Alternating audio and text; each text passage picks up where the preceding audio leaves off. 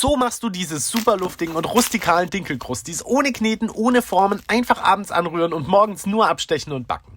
Hi, ich bin Jo und ich backe Brot. Bock auf frische Brötchen morgens zum Frühstück? Dann püriere einfach heute Abend Dinkelmehl mit Wasser, Salz, Hefe, Goldsaft und Olivenöl.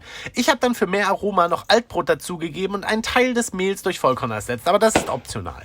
Der Teig ist sehr weich und danach dehnst und faltest du ihn 2-3 Mal mit sehr nassen Händen. Nach 8 bis 10 Stunden bei Raumtemperatur kippst du den Teig auf die bemehlte Arbeitsfläche, stichst die einzelnen Brötchen ab, lässt sie nochmal entspannen, solange der Ofen vorheizt und backst dann 20 Minuten bei 250 Grad mit viel Dampf.